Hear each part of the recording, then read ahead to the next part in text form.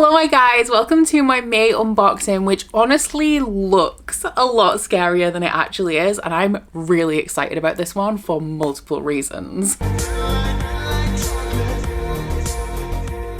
So I have 7 boxes to open for you guys today. We have a variety of things in here. We have my usuals, we have something brand new, we have mail from the publisher. So to start off with, as always, I'm going to run through everything that we have and then we're going to start tearing into things. But the first item is a package from Sourcebooks. This has a couple of ARCs in preparation for an event that I'm attending at the beginning of July, which I'm really excited about. We then have some rep packages as always. So we have the monthly May Illumicrate. I am a rep for Illumicrate, which means that they send me their boxes in exchange for these unboxing videos that I make. And if you guys are unfamiliar with Illumicrate, they are a UK-based bookish subscription box service. Every month you get a brand new hardback release, fantasy or sci-fi, typically in around a new adult age range, in an exclusive edition with a selection of bookish goodies. And if you guys would like to get your hands on an Illumicrate after watching this video, you can use my code, which is Becca5, to get yourself a discount on a 3 or a 6 month subscription. The next rep packages are from Fairyloot. So today I'm going to be introducing their brand new epic fantasy quarterly subscription. I have been so excited about this since they announced it, which I think was like last March or April, and I'm really excited to see what epic fantasy looks like when it has been customized by Fairyloot, because Fairyloot do my favorite customizations. I think aesthetically they just look the best, and I'm really excited to see what this type of fantasy looks like when it has had the Fairyloot treatment. So I am now a rep for the epic fantasy box as well. This one is, I'm assuming it's all going to be adult epic fantasy books in an exclusive hardback edition. This one is quarterly, so the first box was for May. The next one will be August, and then it should be November, and then February. Right? I think that's right. But they also, on top of that, I am a rep for all of the monthly Fairyloot boxes as well. So we have their adult and their romantasy subscription in this one. This is, of course, an adult fantasy subscription, hardback exclusive edition, and a romantasy hardback exclusive edition. And then we also have their young adult box, which I'm very intrigued about this month, because look at the size of it. Like, it's a really interesting size, but it's not, it's a little bit heavy, but it's not insanely heavy. So I'm really curious about this one. But like Illumicrate, Fairyloot are a UK-based bookish subscription box service. They do have 3 monthly subscriptions as well as their new quarterly one. They have sent all of these to me in exchange for these unboxing videos, so thank you very much to Fairyloot for that. And in the Fairyloot, you are either going to get just your regular book in their book only subscriptions, or in their young adult subscription you get the brand new hardback exclusive edition book plus a selection of bookish goodies. I do have just one extra special edition that I've purchased from Fairyloot that has arrived during May, which is the Fairyloot edition of the Ragpicker King by Cassandra Clare. And then I have my June rep package from Luna Bookish Flame Candles, once again sent to me in exchange for an unboxing. So thank you to Manos at Luna Bookish Flame Candles for sending this my way. These are all woodwick soy wax bookish candles, and I believe in this box specifically we have a lot of Ali Hazelwood candles and also Taylor Swift candles, which I'm really excited about. I think I'm going to start off with the ARCs that were sent to me from the publisher. These ones are from Sourcebooks and they are for an event. Hi Brie. Get out of the packet. At the beginning of July, which is a launch event for Terror at the Gates by Scarlett St. Clair, which is upside down. So Sourcebooks have actually sent me 2 of these because I am going to be hosting a giveaway for one of these copies. And if you guys would like to win yourself this additional copy of Terror at the Gates ahead of its publication date on the 8th of July, then go ahead and follow me on Instagram. I'm going to give this video time to go up so that you get fair warning. I am only going to offer it to people in the UK just because that's easier. But yeah, give me a follow on Instagram and you will find details on how to snag this copy from me very soon. So this one is a brand new release from Scarlett St. Clair. I have read and enjoyed, I haven't finished the series, but I've started the Hades and Persephone series by Scarlett St. Clair and I enjoy it. I've actually met Scarlett St. Clair a couple of times as well, and she's like a wonderful, sweet person. But I actually don't know too much about the synopsis of this one, so I'm going to read it out to you. It says, estranged from her powerful family, Lilith Leviathan finds refuge in Nineveh, a district in the city of Eden devoted to sin. sin. There she uses her magic to steal for a living, attracting the attention of the 5 governing families as well as the church, which expects women to remain pious and silent. When Lilith comes into possession of a beautiful blade, she thinks all her worries are over until her usual buyer dies while inspecting it. Frantic, Lilith turns to the only man who can help her, Zahariev, head of the Zareth family and ruler of Nineveh. His currency is information and his power is extortion, though he's always had a soft spot for Lilith. But when the dagger appears, he isn't sure he can protect her from what's to come. Together they embark on a mission to discover the true power running their world. As their lives intertwine, Lilith realizes Zahariev is more than just a friend, but their devotion to each other is a threat to the truth, to the church, and to those who want to tear it all down. I'm intrigued, and I like Scarlet St. Clair, so I think I'm going to really enjoy this one. It's a little bit thicker than the early Hades and Persephone books as well, at almost 500 pages. So next up, the most exciting thing for me is the epic fantasy. Now, I have known since this was announced what the book was going to be in this box, and I do have to admit I had an arc of this book and I did not enjoy it. So unfortunately, I'm not going to be keeping this book, and I'm sad about it because I've been so excited for this subscription for the longest time. I am, however, still super excited to see what this looks like what Fairyloot have done with this edition, even though the book was not to my taste. And honestly, it's just a disagreement between me and the author's style. I've decided that they're not an author for me, having read at this point 11 books by them. But the theme for their first epic fantasy box was sinners and saints. Ooh, the edges are nice. And it goes, I think this is the front. Nope, this is the front. Oh, it looks so good. This is The Devils by Joe Abercrombie. Oh, they did good. They did. This is stunning. I am so upset that I did not like this book because I have a special arc of it as well, and this is gorgeous. They did, honestly, an amazing job on this. I'm really impressed so far. This one is an entirely custom cover, so I will overlay the original cover over the top so that you guys can see the difference. We do, of course, have this gorgeous printed edge with the bats on the top and bottom as well, which is a nice touch. We have custom end pages, which are different. Yes, ooh, pretty. Different on each side. There is nothing under the dust jacket in terms of reverse dust cover art, but it does have a printed and foiled naked hardcover with a quote on the back that says, "What could be more pious than a pilgrimage?" It does not have a letter, but it does have a signature. Unfortunately, this author's style is just really not for me, and I have given him more than a fair chance at this point. But this one is about a priest who is traveling to the city because he thinks he is about to get a big promotion, a career-defining role, and when he arrives, the Pope tasks him with escorting this lost princess to her throne in a different country. And to help them along the way, he is in charge of this congregation of monsters and devils. So there is a vampire, a sorcerer, there's an elf and a werewolf, a cursed knight, and a very skilled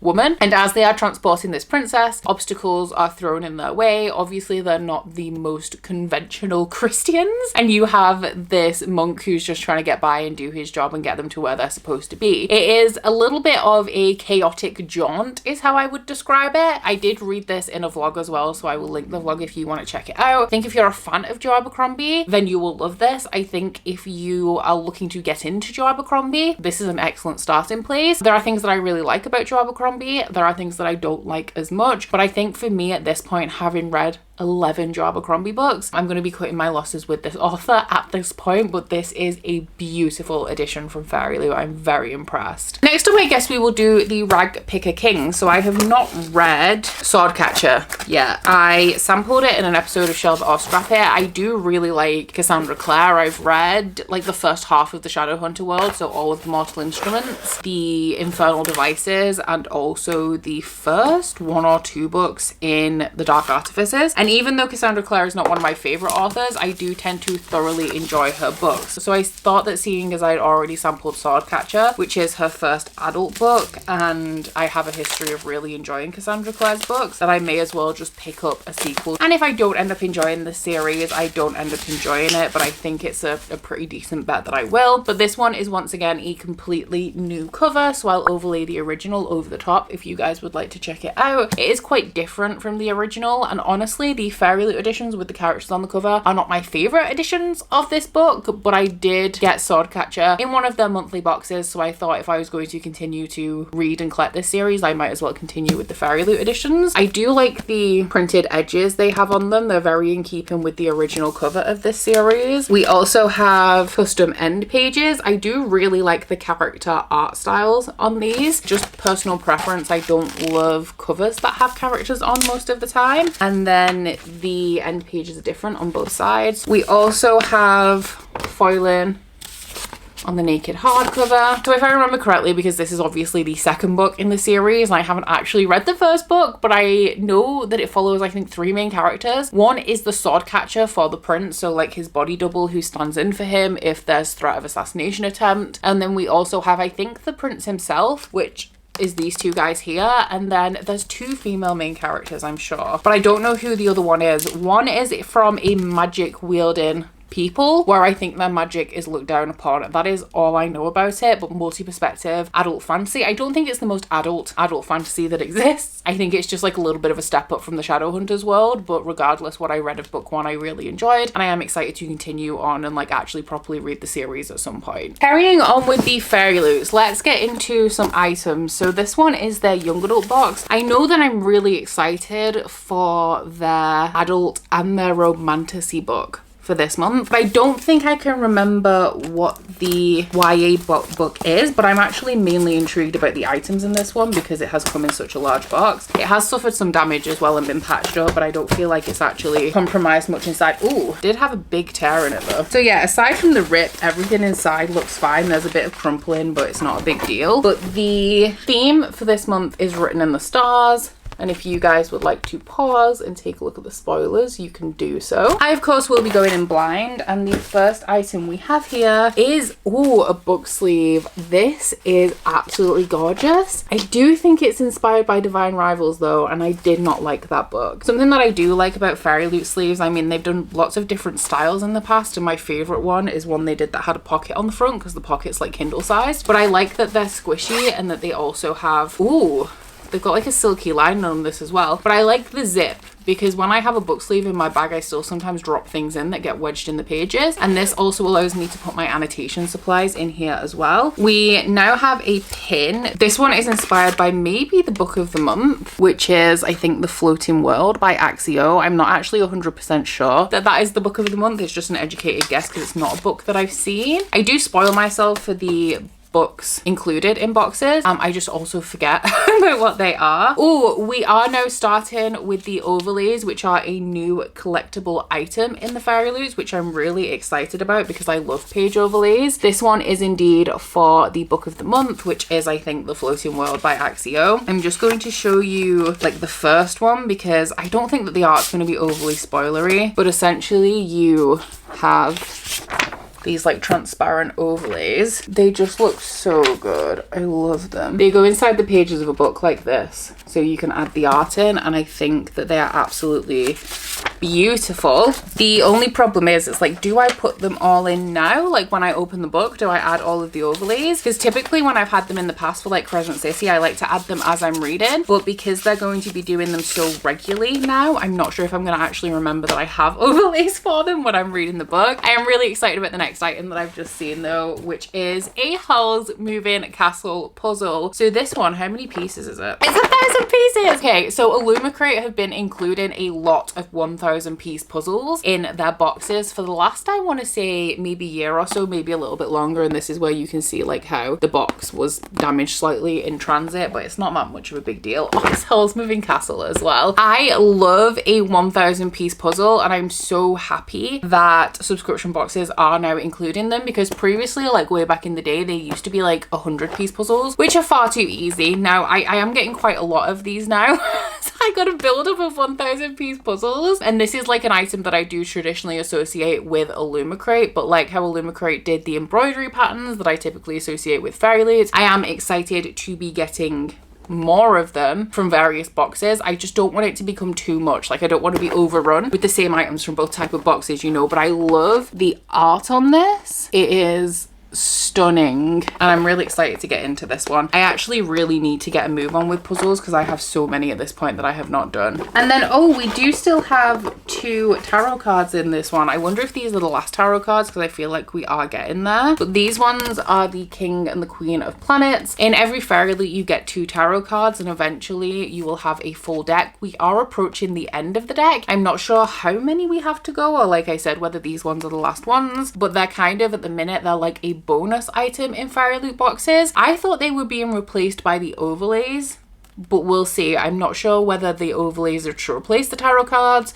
or whether they're to replace like a full item, or whether they are replacing the tarot cards, or whether there'll be no like bonus collectibles. We'll see. But anyway, the tarot cards this month are inspired once again by the book of the month, which is The Floating World by Axio. And said book of the month, oh, it's a nice colour, is indeed The Floating World by Axio. In the bag as well, we have the monthly bookmark with the spoiler card art on, and this is I'm pretty sure that this is a unique cover to Fairyloot, so I'll overlay the original over the top. Oh yeah, this is quite a different cover. I really like the colors on here, like the soft like creamy yellow color palette, as well as the art style. I love that it kind of like travels over to the printed pages as well. We have printed and foiled end papers, different on both sides. Underneath we should have the original cover in an alternate colorway. And ooh, very nice, we have a foiled and printed hardcover, which once again I really like the pastel color theme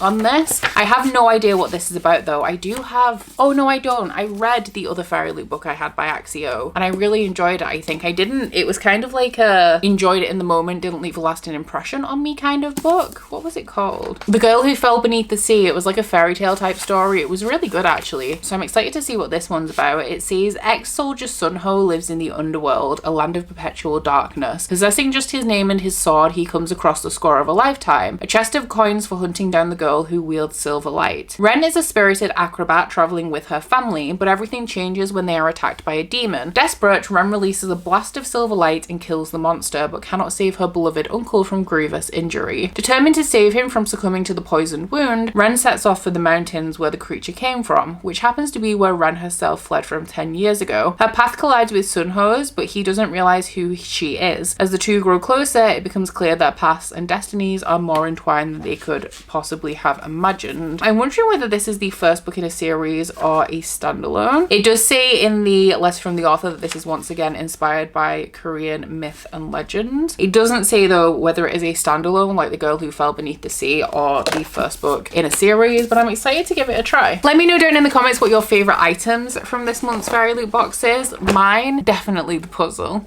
because I'm a sucker for a puzzle. I just need to actually do them. I'm in my cross stitch era at the minute, but I tend to cycle through my like crafty kind of hobby, so I'll get back to puzzles eventually. Okay, now for the 2 books that I'm the most excited about, I think, from this unboxing, which are the adult and the Romantasy Fairyloot books. I'm more excited for the adult than I am the Romantasy, because the adult is by an author who I've previously enjoyed in the past, and the Romantasy is by an author I've heard good things about. I'm pretty sure I've seen a spoiler for the Romantasy design as well. Oh, and I have actually been very slightly spoiled for the adult on Instagram, but I've tried to like skip past it every time I've encountered it. So this one I think is the Romantasy, which the theme is whispers and ruin, and the book is Broken Souls and Bones by LJ Andrews. So LJ Andrews is the author of a popular Romantasy series. I can't remember what it's called, and it is not in the front of this book, which is really annoying. The Ever King, right? The Ever King series by LJ Andrews that I've seen people talking about, I think. So I have had my eye on LJ Andrews. This will probably now be my introductory point, because this is a book that I actually own, and this is a completely custom cover, so I'll overlay the original over the top. I actually really don't like the original cover. It's just kind of bland. This one's not my favorite cover I've ever seen, but I do like it a lot more than the original, and I also actually really like the crow and the wolf around the edges of it. Oh, I like the printed edge on here. I think I'm just going off purple because the last Illumicrate book was really purple and I was like, it's just a lot of purple, and I'm feeling the same about this book. I know that Fairyloot do a lot of purple books. Never had an issue with them in the past, so I don't know what my problem is now, but I really like the art style on the end pages, which is different on both sides. We also have, a completely foiled hardcover. It looks kind of like those foil arts that I used to do when I was a kid. The girlies who know what I mean will know what I mean with that. And then here we go. Here's the original cover underneath, which I'm not a huge fan of, assuming that this is in a different colorway as well. So I have heard of the author. This is signed as well, but I don't actually know what this is about. It's quite a long synopsis as well, actually, so buckle up. Together they'll restore a broken kingdom or burn it to the ground. In a kingdom long divided, Lyra Bien intends to live a quiet life to avoid the attention of magic-obsessed King Demir, until Roark Ashwood, the monarch's silent but irresistibly handsome soldier, invades her village and uncovers Lyra's secret, that she is Imelda. Gifted in the 3 magical crafts, Bone, Blood and Soul, Imelda is highly sought after. But there is a price. Their magic is also the seed of their destruction. Forced to reveal her ability, Lyra is immediately claimed by Roark for the king to be his next Melda. Now the captive of this brooding soldier, she must find a way to escape. But could Roark himself be the key to her freedom? What neither of them realizes is that a dangerous truth lies beneath everything. Together they will have to choose to stand against all they know or face a darker destiny. I'm a big fan of a soldier romance, if I'm being honest, like a Kingsguard, soldier, warrior kind of love interest. So I feel like this one will definitely be up my alley, and it is a pretty edition of the book as well, which ain't too bad. So now for the adult book. It's smaller than I anticipated being. It's probably about the same size as the other book from this author. We have the theme, which is prophecies, and the book of the month is The Night and the Moth by Rachel Gillig, which is one of my anticipated books of this year. I like the cover more in person than I do in pictures that I've seen of it. I think my problem with this one though is that I already really like the original cover, which I'll overlay over the top so that you guys can see the difference between them. So while this one is very pretty, I think I prefer the original, but we have a pastel-y like stained glass edge on here. I think the color scheme is quite comparable to the vibes I'm getting from the original cover. We also have custom end papers, different on both sides. That's Timothy Chalamet. You can't tell me I'm wrong. We also have the original cover in maybe a little bit of a darker colorway, and we have a printed and foiled naked hardcover. I quite like the naked hardcover on this.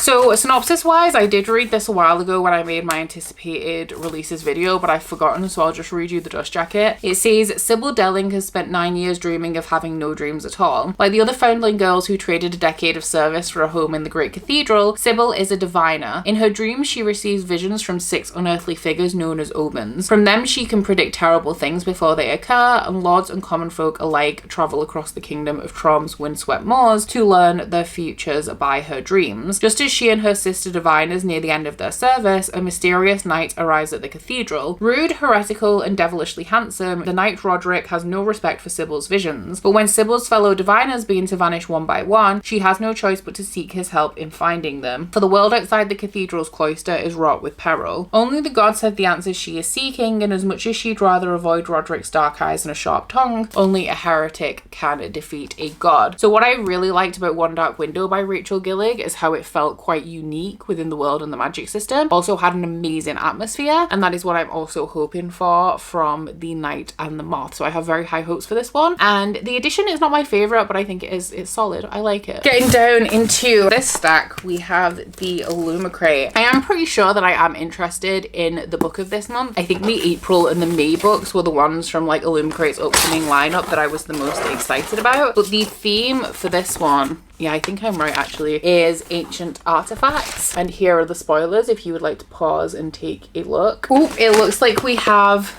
a mug, maybe? Is this inspired by the library book? What's it called? Oh my god, I've read it. What the River Knows by Isabella Bañez. Oh, it's not a mug, it's one of their plant pots. box, which all of my plants are perpetually dying. I do like the shape of these ones though, and I have used a couple of the Illumicrate plant pots in the past. This book though, What the River Knows by Isabella Banez, not my favorite. I read the first one last November on a trip to Egypt, and I've decided not to continue with the series. It was fine, just didn't love it, you know. Oh, we also have one of the Illumicrate weapon replicas. This one is a jade dragon bow replica inspired by the Daughter of the Moon Goddess by Su Lin Tan. This is the first time we've had a bow as a replica, because normally it is a dagger or a sword. So I like that. These items in particular are not my favorites. Like, I just don't find that I have any use for them, but I know a lot of people really do like them, and they are very pretty. Next up we have, ooh, another decision coin. So we had one in Illumicrate a few months back that was like, on one side it said something like go to sleep, and on the other side it said read one more chapter. This one is a buy a book decision coin, and it says buy a book, do not buy a book. I shan't be using this because I do not need to be tempted into buying books, but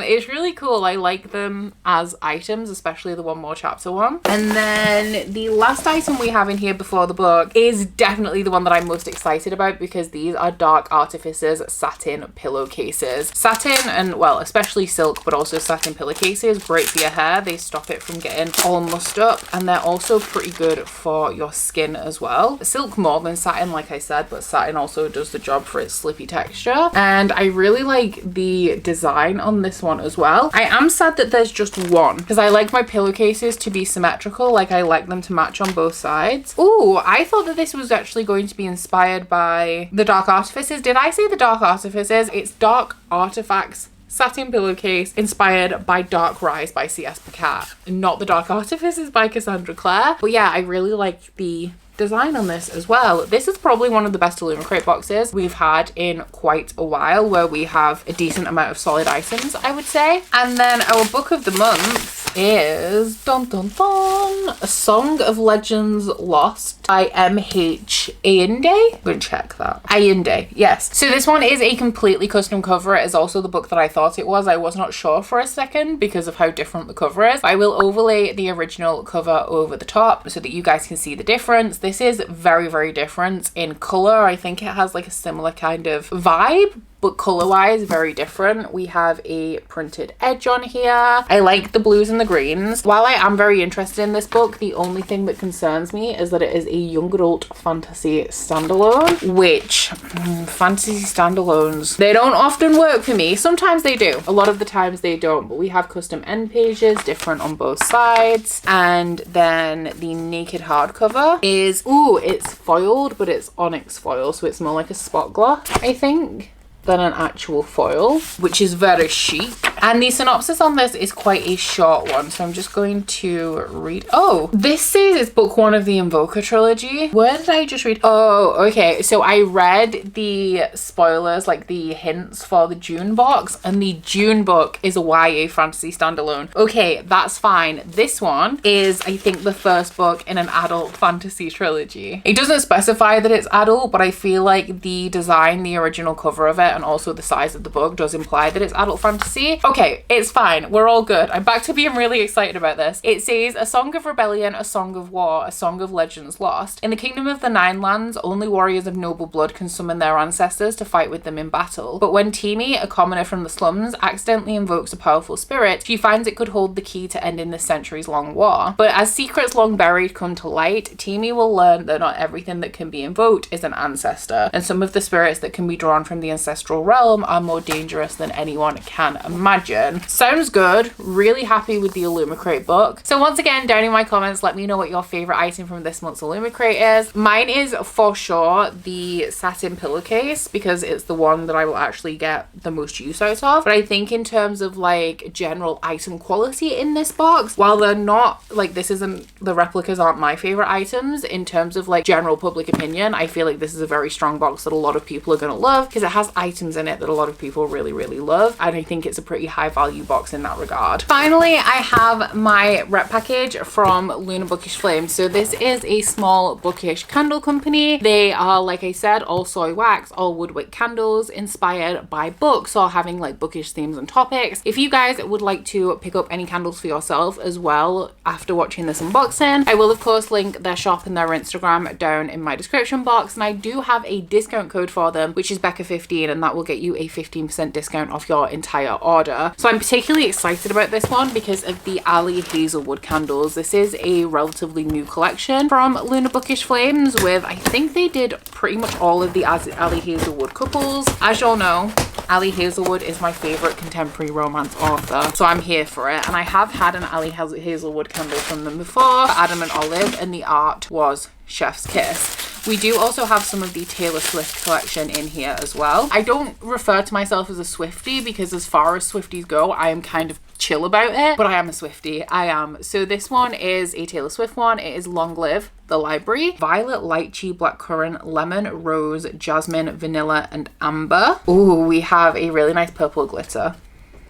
Oh, that is so strong and fruity. I love that. Instant favorite. These ones are the smallest size that they do as well. These are the smallest tins. This one is all too well read, and it is cinnamon, cinnamon, orange, caramel, jasmine, vanilla, and malt. I'm gonna love this as well. Yes. What is it that I can smell? It's not like super strong orangey. I feel like it smells like a food that I've eaten, but I can't put my finger on what it is. It's, once again, one of my favorites. Next up, we have one of the bigger candles. The biggest ones that they do at the minute is the jars. This one is Mallory and Nolan from Check and Me, 5-star Ali Hazelwood book. Actually, I've read 4 Ali Hazelwood books and they're all 5 stars. This one is once again a sweet one. Citrus, almond milk, sugar, dark chocolate, vanilla, orange blossom, caramel, sandalwood, and amber. It is sweet, but it's also kind of like a little perfumey. This could be my favorite box of candles so far, just based on the fact that all 3 of them are contenders for favorites. This one is Low and Misery. I'm going to take an educated guess that this is the couple from Bride by Ali Hazelwood, which I haven't read yet. Once again, a sweet one. Marshmallow, chocolate, ginger, bergamot, jasmine, coconut, whipped cream, sugar, and cashmere woods. Once again, this is a sweet one, but with a little perfumey kind of tang to it. I think it's like the jasmine and the bergamot. This one looks like a Taylor Swift one. It is Cruel Summer Reading Challenge, and this one is a very fruity one. Coconut, pineapple, banana, orange, almond, vanilla, musk, and sandalwood. This smells like sun cream. It has that very like creamy, coconutty holiday fragrance to it, which perfect for Cruel Summer. Next up, we have Falling for the Anti-Hero, which is something we all do. Once again, Taylor Swift. Plum, sugared violet, vanilla orchid, and sandalwood. It's like it's more of like a perfumey one, but has like a real strong but subtle toffee scent about it. Manos, you have killed these. These are amazing. We have more Ali Hazelwood. This one is Lucas and Scarlet. I'm assuming for these ones this is Deep End, which I also haven't read yet. This one is breaking away from the sweet scents a little bit. This one has a lot of citruses in, like lemon and grapefruit, but also some florals like jasmine, freesia, and lavender. Yes, this smells like water. Kind of like a masculine soap scent, but like a fresh one. Now we have some of the bigger tins from Luna Bookish Flame Candles to compare them for you guys. Actually, these ones are the smaller size, these ones are the bigger ones, so they are quite a bit larger. Oh, this is not a Taylor Swift one. This one is a Yeehaw romance one. It is Save a Horse, Ride a Cowboy, and this one, oh, pistachio, lemon, cherry, caramel, coconut. This is another really sweet one. This once again feels quite similar to Snow Fairy.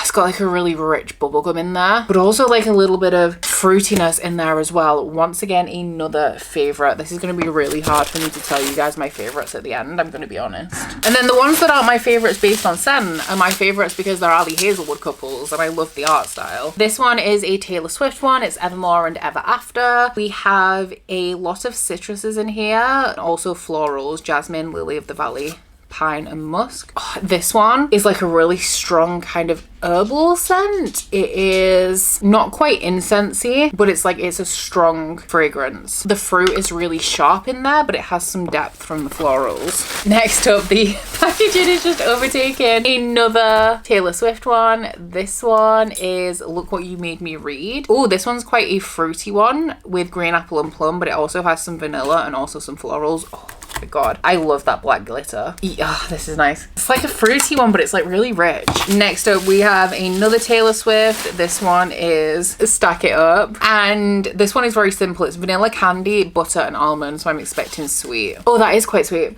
but not like overbearing. I expected the butter to be more overpowering, but it's not. Next up, we have one of the smaller tins. This one is You Belong With Me in my TBR. And this one is citrus, orange, lemon, rose, lily, and musk. So fruity, but like fresh. And yes, this is what you imagine when you imagine a citrus scent. And then finally, our last one is a large tin, and it is Teardrops on My hardcover. Fruity again with some pear and grapefruit. We have jasmine, cyclamen, patchouli, velvet woods. Oh, this smells like the parlor of an old fancy house, like somewhere a sweet old lady lives, but like a rich one. That's the best way I can describe this. It's quite floral though. I feel like I can smell rose. Oh yeah, there's tea rose in here, which I think is the strongest note for me in this one. Okay, so favorites wise, I feel like we're half and half in this one. This is hard. I'm gonna pick one of each size as my favorites. I essentially have 6 favorites. I want to narrow it down. Okay, so I think I'm gonna go with Long Live the Library,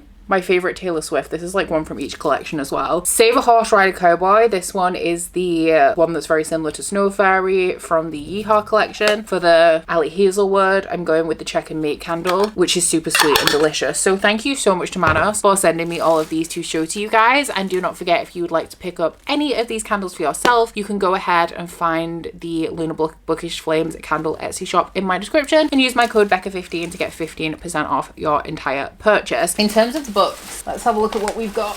They're heavy. I feel like there's quite a few big books this month. So these are all of the books from today's unboxing. Let me know down in the comments what your favorite edition from this stack is, but I will of course flip us around so we can see all of those stunning pages. I'm trying to think what my favorite edition is. I'm kind of sad about it, but I really do actually think that it's the Devils. I think that might be my favorite edge as well. I think in terms of editions, it is torn between these two. It's interesting because I was really excited in terms of the actual books featured for Fairyloot. The 2 that I was the most excited about in terms of book contents are my least favorite editions out of the 4 Fairyloots, and then the 2 that I'm the least interested in. I mean, this one, sadly, I am going to be unhauling it. I don't need to keep books that I feel kind of ambivalent about, no matter how gorgeous they are. I actually do really think that this is my favorite edition though. And then of the ones I'm keeping, I guess this one I actually really love the design of, the color palette and the art style. Let me know what your preferences are, and if you guys would like to let me know you were here but you don't feel like you have anything to say, leave me a candle emoji down there as well. But once again, a big thank you to Fairyloot, Illumicrate and Luna Bookish Flame Candles for providing boxes for this unboxing. Down in my description box you will find a link to the social medias and the websites of everything that I've unboxed today. If you would like to do a little bit more research, maybe grab one of these boxes for yourself or join the wait lists in some instances, would definitely recommend. But aside from that guys, please don't forget to like this video if you liked it and subscribe if you wanna. If you head into my description box, you will also find a link to my Goodreads, my Instagram and my Patreon if you'd like to follow me on any of those. So that's it from me today guys. Bye! Oh, you bite your friend like chocolate. You say you'll go where nobody knows, with guns hidden under our petticoats. We're never gonna quit it, no, we're never gonna quit it, no.